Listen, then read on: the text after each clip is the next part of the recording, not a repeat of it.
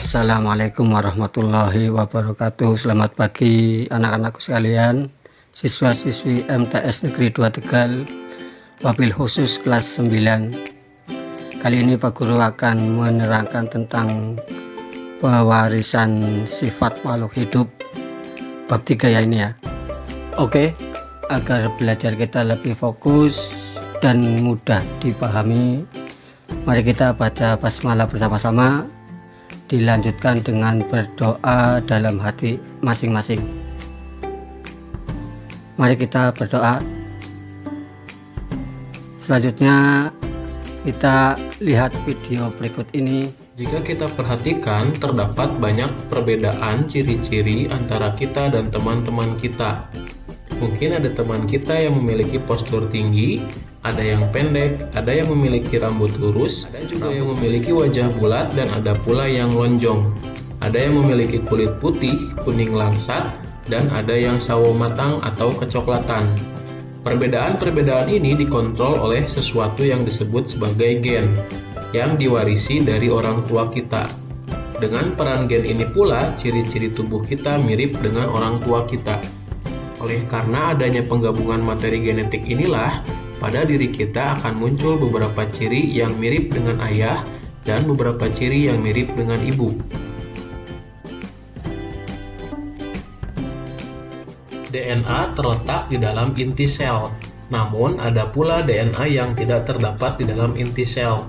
DNA merupakan untaian yang sangat panjang. DNA melilit pada protein yang disebut protein histon. Seluruh untai DNA tersebut dikenal dengan kromosom. Oke, setelah kalian melihat video, bagaimana? Ada gambaran? Sekarang Pak Guru tanya, kamu itu mirip siapa? Ayah, ibu, kakek atau nenek? Oke, untuk lebih jelasnya mari kita pelajari teorinya ya. Nah, ini namanya pewarisan sifat. Jadi orang tua, bapak dan ibu itu mewariskan sebagian sifat-sifat yang dimiliki kepada anaknya, kepada keturunannya. Jadi kamu, di dalam diri kamu itu ada sifat yang diperoleh dari ayah dan ada juga yang diperoleh dari ibu, bahkan mungkin juga diperoleh dari kakek atau nenek kamu, dari pihak ibu atau dari pihak bapak. Nah, ini semua itu dipelajari, diteliti itu oleh yang namanya Mendel. Nah, misalnya begini, kamu memiliki kulit warnanya kuning. Nah, kan setiap makhluk hidup itu terdiri atas banyak sel-sel yang memiliki fungsi sama akan membentuk sebuah jaringan. Nah, jaringan kulit kamu yang berwarna kuning itu berarti apa?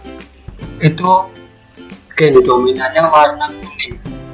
Sebenarnya di dalamnya juga ada warna merah, hitam, coklat, dan lain sebagainya. Tapi yang paling banyak itu yang muncul, yang bisa dilihat itu warna kuning, sehingga kuning itu termasuk sifatnya dominan. Nah, setiap sel dari makhluk hidup, dari kulit kamu ini, sel ini kan di dalam sel ada inti sel. Nah, di dalam inti sel ada banyak yang namanya kromosom, dan kromosom itu memiliki banyak gen.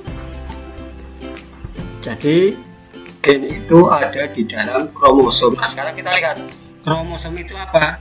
Kromosom adalah pembawa gen yang terdapat di dalam inti sel atau nukleus.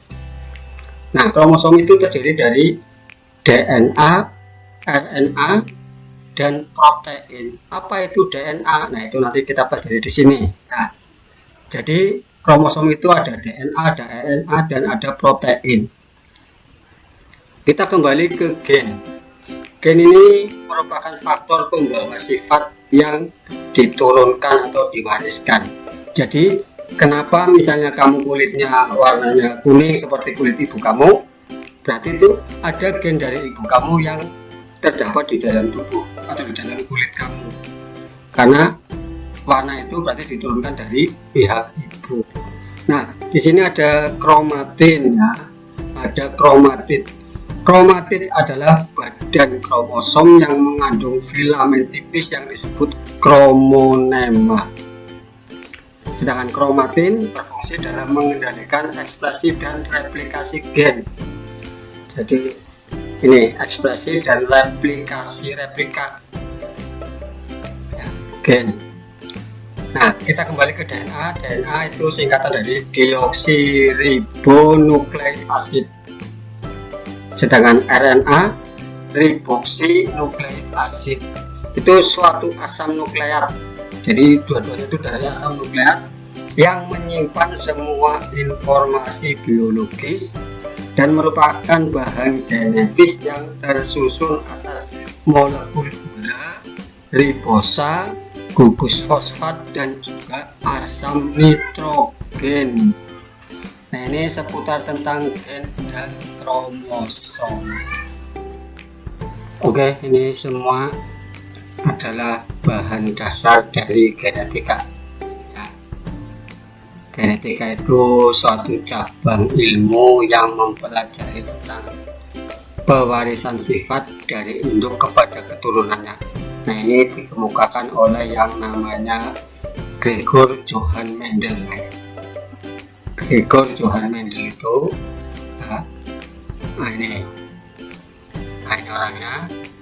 Ini dari Austria pada tahun 1822. Ini terkenal dengan bapak ilmu genetika karena ini yang pertama kali mencetuskan ilmu genetika. Nah, dalam penelitiannya itu Gregor Mendel ini menggunakan kacang ercis atau kacang polong atau bahasa latinnya Pisum sativum. Nah, mengapa Mendel menggunakan kacang polong ini atau kacang ercis ini? Karena memiliki banyak sifat dan varietas yang sangat mencolok perbedaannya antara satu dengan yang lainnya. Misalnya bentuk biji yang bervariasi, ada yang bulat, ada yang keriput, kemudian warna biji juga ada yang kuning dan ada yang hijau, sementara warna bunganya ada yang ungu, ada yang putih. Jadi ini perbedaan-perbedaan yang dimiliki oleh kacang ercis. Batangnya pun ada yang panjang dan ada yang pendek. Nah, ini kenapa Mendel menggunakan Pisum sativum. Nah, kemudian alasan lain juga, salah satunya bunga dari kacang ercis ini, bunganya termasuk bunga sempurna. Artinya apa? Di dalam bunga itu ada putik dan ada benang sari. Nah, karena bunga sempurna, maka mudah untuk melakukan penyerbukan sendiri dengan bantuan angin misalnya. Ya. Kemudian dapat diserbukan pula secara silang dan daur hidupnya pun sangat pendek sehingga mudah diamati. Nah, dalam penelitiannya ini Mendel mengemukakan hukumnya. Ada dua hukum. Nah, nanti kita satu persatu akan kita terangkan. Yang pertama adalah ini hukum Mendel 1. Ini terkenal dengan segregasi, yaitu pemisahan alel terjadi pada waktu pembentukan gamet. Pembentukan gamet terjadi secara meiosis, di mana pasangan homolog saling berpisah dan tidak berpasangan lagi, atau terjadi pemisahan alel-alel pada gen secara bebas dari diploid menjadi haploid. Nah, nanti kita akan coba mulai istilahnya, ada istilah-istilah yang akan kita ketahui, yang harus kita ketahui, sehingga kita nanti ketika ada soal tentang persilangan maka kita akan dengan mudah untuk menjawabnya. Oke, kita lanjutkan pada istilah-istilah yang ada pada pewarisan sifat, terutama pada persilangan yang nanti ada hubungannya dengan soal-soal persilangan. Kita klik persilangan di sini. Apa istilah-istilah dalam persilangan? Ini atau istilah-istilah dalam pewarisan sifat. Nah, ini ada beberapa. Nah, yang pertama, persilangan itu artinya perkawinan silang atau pembesaran dua individu. Kemudian di sini ada monohibrid, artinya satu beda sifat atau satu sifat beda misalnya warna bunga merah ya disilangkan dengan warna bunga putih. Jadi hanya satu sifat, yaitu warna bunga. Kemudian yang kedua dihibrid atau dihibrida. Ini dua beda sifat atau dua sifat beda. Misalnya warna hitam ya, rambut warna hitam, bentuknya keriting. Jadi ada hitam dan keriting, itu namanya dua sifat beda. Nah, kemudian ada istilah parental. Nanti ada parental itu P1 ya. P1 itu berarti parental pertama. Nah, parental itu sama dengan apa istilahnya parentum, istilah lainnya artinya orang tua atau induk. Jadi bapak dan ibu kamu termasuk parental. Nanti ada parental pertama, ada parental kedua. Demikian juga pada filial. Filial itu artinya anak ya, atau keturunan. Nah, kamu itu termasuk anak, berarti kamu juga termasuk filial. Nanti juga ada F1 dan ada F2. Kalau P1 memiliki anak namanya, memiliki apa keturunan, berarti F1. Kalau P2 keturunannya adalah F2. Genotip. Nah, ini genotip ini sifat individu yang tidak tampak dari luar. Nah, ini merupakan gen ditulis dengan simbol huruf, misalnya misalnya bunga warna merah ya, kita kasih simbol M besar. Bunga warna putihnya berarti M kecil. Nah, kenapa M kecil dan M besar? Itu harus satu huruf. Nah, apakah besar apa kecil? Nah, satu huruf di sini maksudnya agar kita tidak kebingungan. Nah, ini. Nah, nanti bisa dihasilkan M besar, M kecil ya. Meskipun warnanya mungkin sama. Nah, ini namanya genotip kalau ditulis dalam simbol. Oke, berikutnya ada ini ada fenotip. Nah, ini fenotip itu sifat individu yang tampak dari luar. Misalnya warna kulit kamu yang kuning atau coklat atau sawo matang ya. Kemudian bentuk rambut ada yang lurus, ada yang keriting atau mungkin keribo ya. Warna bunga ada yang merah. Nah, itu warna merah ya, warna kulit, warna itu kan kelihatan tampak dari luar. Itu namanya fenotip. Nah, kalau ditulis dalam bentuk simbol huruf ya, merah yang M besar, berarti itu namanya genotip.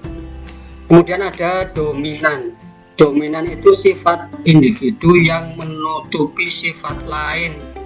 Misalnya bapak kamu rambutnya itu kribo, sementara ibu kamu itu rambutnya lurus.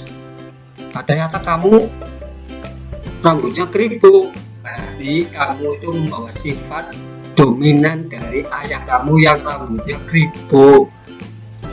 Sementara kulit ayah itu hitam, kulit ibu kamu itu kuning. Nah, ternyata kamu warna kulitnya kuning, rambutnya kribo tapi warna kulitnya kuning. Rambutnya berarti membawa gen dari ayah, dan kulit kuning itu membawa gen dari ibu. Selanjutnya itu namanya dominan. Intermediate sama kuat artinya.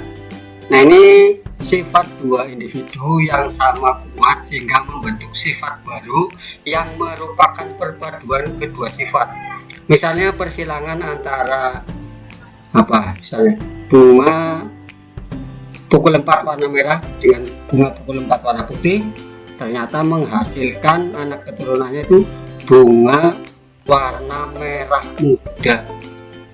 Nah, atau tikus hitam disilangkan dengan tikus putih, ternyata anaknya keturunannya adalah tikus abu-abu. Itu berarti kedua individu itu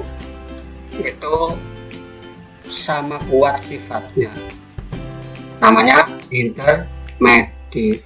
Sedangkan sifat individu yang ditutupi atau tertutup oleh sifat lain dinamakan resesif. Jadi tadi kalau kamu rambutnya kribo ya, ikut ayah ya, sementara rambut ibu kamu itu lurus, maka rambut yang lurus tadi itu ditutup atau tertutup oleh rambut kribo dari ayah kamu. Maka rambut kribo ayah kamu itu bersifat dominan, sementara rambut lurus ibu kamu bersifat resesif.